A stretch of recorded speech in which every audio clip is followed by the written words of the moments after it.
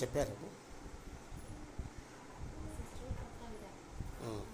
కొత్త సిస్టర్.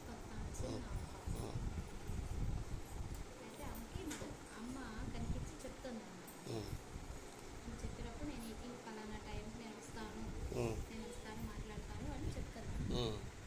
అసలమ్మా 11 గంటల ఆ టైంకి కోసం ఏడుస్తుంది కదా, మీరు అక్కడ చూడలేదు కదా, మీకు కనిపించలేదు కదా, ఇక్కడ కనిపిస్తుంది రండి అని మేము వచ్చి లైట్ వేసి చూస్తే తర్వాత చాలాసేపు అక్కడికి వెయిట్ చేస్తున్నాం. 2 గంటలు మళ్ళీ 2 గంటలు ఒకసారి ఆమెతో మాట్లాడేది. ఆ బాబు కరెక్ట్గా 2 గంటలకి అప్పుడు మళ్ళీ ఆమె మళ్ళీ బ్లడ్ వచ్చేసి కాళ్ళకి బాగా ఇబ్బంది పడింది. మళ్ళీ తర్వాత ఉదయాన్నే 4 గంటలకు ఒకసారి 9 గంటలకు ఒకసారి ఇంకా కళ్ళ మీద బ్లడ్ వచ్చేసింది.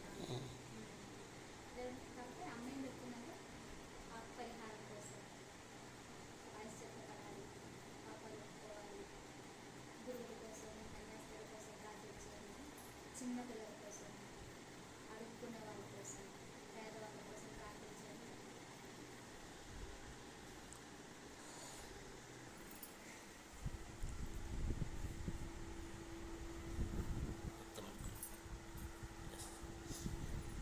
Okay sister.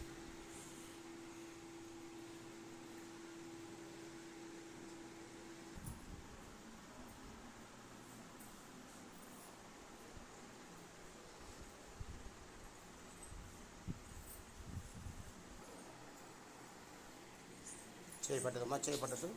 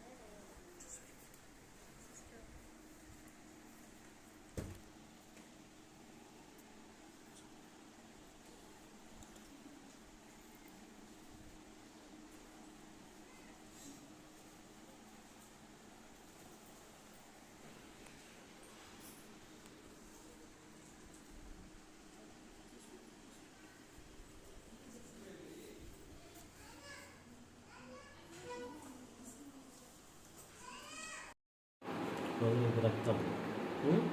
ఇది ఎంత రక్తం ఏమో 4 శాతం రక్తం, 3 సార్లు రక్తం. తర్వాత ఇక్కడ రక్తం వచ్చేసి ఇక్కడ పాలి ఇదంతా రక్తం అన్నమాట. ఇది కన్నీళ్ళు, ఇది అది రక్తం. ఆ అమ్మాయికి మేము నమ్మలేదు. ఆ అమ్మాయి మనం మీరు వస్తా అంటే ఇప్పుడు నమ్మలేదంటే ఆ అమ్మాయికి ఆ బ్రోకర్గా పాపం చేసుకుంటామంటే మన పేరు వస్తుంది అని చెప్పి మా సిస్టర్ తమాషా మాట్లాడుతుంది, ఏది ఇది చేస్తుందని అమ్మాయి ఇంటికి పంపుదాం అనుకున్నా. ఇంట్లో మాట్లాడుతుంటే ఇంటికి పంపడం కానీ సిస్టర్తో నేను చూసి అమ్మ వాళ్ళ ఫోన్ చేసి పంపడం అనుకున్నాను. ఇక్కడ కూర్చున్నది. తర్వాత సిస్టర్కు అప్పుడే కామ్ అయింది. మా సిస్టర్కి ఎవరైతే నమ్మలేదో మేము సిస్టర్ పక్కనే పాము ఉంది. పాము చూసి చంపినాము. మళ్ళీ పెద్ద తేలు, అది కూడా మళ్ళా వచ్చేసింది తలకాయకి. అప్పుడు ఆ అమ్మాయి అక్కడి నుంచి చెప్తుంది, నా మాట మీరు నమ్మలేదు, మీకోసం 2 సూచనలు పంపించాను, మీరు తప్పించుకున్నారు, దేవుడే మిమ్మల్ని కాపాడలేదు, ఇప్పుడు వస్తుంది మాట మీద నమ్మండి. అప్పుడు ఇది రక్తం వచ్చినాక ఇక్కడ కూడా రక్తం కింద పడింది.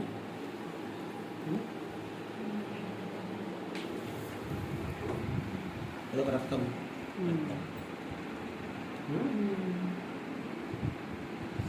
తర్వాత ఖచ్చితంగా 1 గంటకు అమ్మ మరియా వస్తుంది అని చెప్పింది. 1 గంటకు పిలిచి అమ్మ వస్తుంది చూడండి మీరని అప్పుడు వీళ్ళు కాదని చెప్పారు. అప్పుడు నాకు ఫోన్ చేసి నా వాళ్ళు ఫోన్ చేసి చెప్తే సరేమ్మా బయట రాలేదు. తర్వాత ఈ రోజు నుంచి చేతులకి నడి కూతురైతే అమ్మాయికి ఎక్కడి నుంచి రక్తం వస్తుందో తెలియదు రక్తం ఇప్పుడు కంట్రోల్లో వచ్చారు. సిస్టర్ చాలా నీరసం అయిపోయింది, పంతో ఉందన్నమాట, రక్తపాతాలు కనిపిస్తున్నాయి. కాబట్టి మాకు చూడాలంటే సైలెన్స్ చూడాలి, కానీ మనం అక్కడ మాట్లాడుతుంది శబ్దం చేస్తే కానీ నేను ఇందాక చెప్పినట్లు మనం ఒక పాలిథిన్ యాప్స్ ఉండే పాసిబుల్ అది. ఎందుకంటే అందరూ విగ్రహాన్ని తగలాలని అందరికీ ఆత్మ తగిలి పోతుంది అన్నమాట. చూడండి, నేనేమంటున్నాను అంటే ఫాదర్ రిక్వెస్ట్ చేస్తున్నాను, ఒక పాలిథిన్ కవర్ ఇట్లా వేసుకుంటాను. ఇప్పుడు ఎవరైనా వచ్చిన వాళ్ళు కాబట్టి దండేస్తున్నారు, నేను కూడా వేసాను అన్నమాట. అప్పుడు అందుకనే నా చిన్న రిక్వెస్ట్, పాలిథిన్ ఇక్కడ కూడా ఒక పాలిథిన్ కవర్ అందరు ట్రాన్స్పరెంట్గా ఉండేది ఉంటే మనం భద్రపరచుకోగలం. 2 రోజులు అంటే దూరం దండ తెచ్చినప్పుడు అది అట్లా లైవ్లో ఒకటంటే నీకు తెలిసిన విషయం ఇది అలా అది इंतजाम कुछ नहीं पारने प्रभु मुझे तुम्हें मेरा जमाना हे जिसको बाबा कुमारी मरिया मते बेटी के शांति लगेला तो दुई जाको किसी काम करू नहीं हे माँ कुमारी मरिया तो को मध्य तुम्हें से प्रकार ସବୁ ଯନ୍ତ୍ରଣା ଟାଳିକି ନିଅ। ମୋ ହାତ ମଧ୍ୟ ବହୁତ କଷ୍ଟ ଲାଗୁଛି।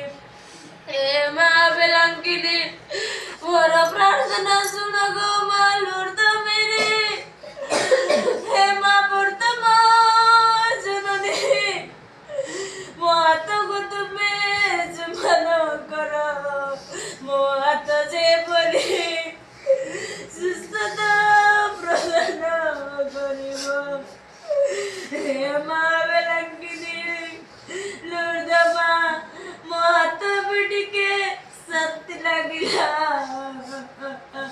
ହେ ମା କୁମାରୀ ମାରିଆ ମା ବର୍ତ୍ତମା ଜନନୀ ମୋର ଘର 2ଟି ବେଶୀ ବତା ହେଉଛି। ଲୁହା କଣ୍ଟାରେ ମୋତେ ମାରିଛନ୍ତି ସେମାନେ ପାପୀ ମଣିଷ। ମୋତେ ଏତେ ଲୁହା କଣ୍ଟାରେ ମାରିଦେଲେ ମୁଁ ଏତେ ଯନ୍ତ୍ରଣା ପାଇ ମଲି। ମୋତେ ତୁମେ ଆବାହ ହେ ମା ବେଲାଙ୍କିନୀ ହେ ମା ବର୍ତ୍ତମା ଜନନୀ ମୋ ଅନ୍ତରେ ତୁମେ ବାସ କଲ। ମୋ ଗୋଡ଼ 2ଟାକୁ ଏତେ ଜୋରସେ କଣ୍ଟାରେ ମାରିଦେଲେ ବେଶୀ କଷ୍ଟ ହେଉଛି। ହେ ଯୀଶୁ ବାପା କୁମାରୀ ମାରିଆ ମୋ ଛାତିକୁ ତ୍ରିଶୂଳରେ ମୋତେ ଚିରିଦେଲେ ଗୋ ମୋତେ ବେଶୀ କଷ୍ଟ ହେଉଛି। ହେ ମା ବେଲାଙ୍କିନୀ ବର୍ତ୍ତମା ଜନନୀ ମୋତେ ତୁମେ ମୋ ଯନ୍ତ୍ରଣାକୁ ଟାଣିକି ନେଲ। ସେଥିପାଇଁ ମୁଁ ତୁମକୁ ପ୍ରାର୍ଥନା କରୁଛି।